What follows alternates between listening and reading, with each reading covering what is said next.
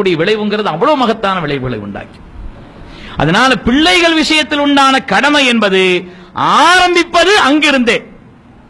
அதனாலதான் அல்லாஹ் குர்ஆன் ஷரீஃப்ல ஒரு ஆயத்தை சொல்றான், உங்களுடைய பிள்ளைகள் விஷயத்தில் உங்களுக்கு பயமா இருக்குதா? எதிர்காலத்தில் அவங்க நல்லபடியா இருக்கணும்னு ஆசைப்படுறீங்களா?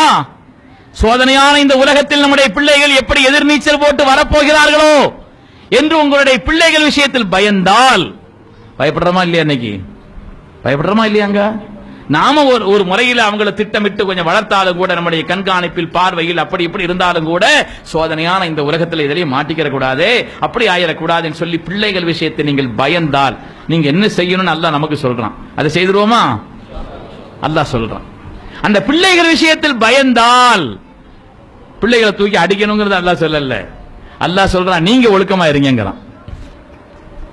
அல்லாஹ் சொல்ற வார்த்தை என்ன தெரியுமா? நீங்க ஒழுக்கமா இருங்க, நீங்க அல்லாஹ் பயப்படுங்க, நீங்க நேர்மையாக இருங்கள், நீங்கள் ஹலாலா சம்பாதியுங்கள், உங்களுடைய ஒவ்வொரு விஷயத்திலையும் நீங்கள் நேர்மையை கடைபிடியுங்கள். அல்லாஹ் உங்களுடைய பிள்ளைகளின் பொறுப்பை அவன் ஏற்றுக்கொள்வான். பிள்ளைகளுடைய எதிர்காலத்தை, அவர்களுடைய ஒழுக்கத்தை, அவர்கள் மேம்பட வேண்டும் என்ற விருப்பமும் ஆசையும் உங்களுடைய கல்விலே அடித்தளமாக இருந்தது என்று சொன்னால், செய்ய வேண்டிய காரியம் நீங்க ஒழுக்கமா இருங்கன்னு சொன்னான். இந்த உலகத்தில் நாம செய்த எந்த நன்மையான காரியத்திற்கும் ஒரு விளைவு கிடைத்தே தீருங்க. இன்னைக்கு ஒரு நல்ல காரியத்தை செய்யறோம், அதுக்கு பலாபலன் அல்லாஹ் தராம விடவே மாட்டான். இன்னைக்கு ஒரு கெட்ட காரியத்தை செய்யறோம், அதுக்கு பலன் அல்லாஹ் தராம விடவே மாட்டான்.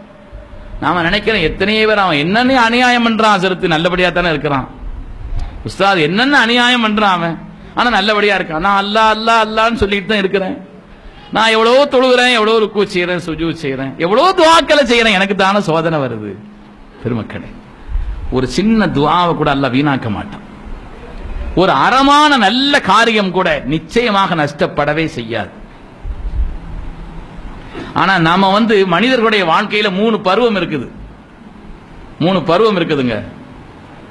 அதாவது முதல் பருவம் எப்படின்னு சொன்னா, உழைப்பு கடுமையா இருக்கணும், சிரமங்கள் கடுமையா இருக்கும், பலன்கள் கம்மியா இருக்கும். இன்னைக்கு வாழ்க்கையில யார் ரொம்ப உயர்ந்திருக்கிறாங்களோ, பொருளாதாரத்திலேயோ மற்ற உயர்நிலைகள்லயோ யார் உயர்ந்திருக்கிறாங்களோ, அவங்க சின்ன வயசுல என்ன கஷ்டப்பட்டாங்கன்னு கேட்டுப்பாரு. கஷ்டப்பட்டு தானே இருக்கிறாங்க. உஸ்தாத் நாங்க 20 வெள்ளி 20 ரியாலுக்கு 20 வெள்ளிக்காக நாங்க அவ்வளவு கஷ்டப்பட்டோம், ஆரம்ப காலத்துல நாங்க அப்படி சிரமப்பட்டோம், இப்படி சிரமப்பட்டோம், அங்க வந்த நேரத்துல நான் அப்படி செய்தேன், அந்த வேலையை பார்த்தேன், 12 மணி நேரம் வேலை பார்த்தேன், 14 மணி நேரம் வேலை பார்த்தேன்னு சொல்றவங்க எவ்வளவு பேர் இருக்கிறாங்க.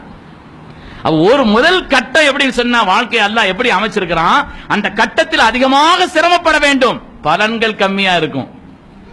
அதுக்கு அடுத்த 2வது கட்டம் என்னன்னு சொன்னா, சிரமமும் பலனும் கரெக்டா இருக்கும். 3வது கட்டம் இருக்கும், சிரமப்பட வேண்டியதில்லை, பலன்கள் வந்துகிட்டே இருக்கும், கையெழுத்து மட்டும் தான் போடணும். ஆனா அந்த 3வது கட்டம் எப்ப வரும்னு சொன்னா, இந்த 2 கட்டத்தையும் தாண்டினா தான். இப்ப நம்ம பிள்ளைகளுக்கு என்னன்னா, அந்த 3வது கட்டம் முதல்ல வந்துடும் நினைக்கிறாங்க. இந்த 2 கட்டத்தையும் கடக்காம 3வது கட்டம் இப்பமே வந்துடும், கையெழுத்து போட்டு போட்டுக்கிட்டே இருக்கணும், என்ன செய்யணும், வந்துகிட்டே இருக்கணும். இந்த கட்டங்களை கடக்க கூடாது என்று எண்ணுகிறார்கள். பெருமக்களை அல்லாஹ் அப்படி விதியை வைக்கல.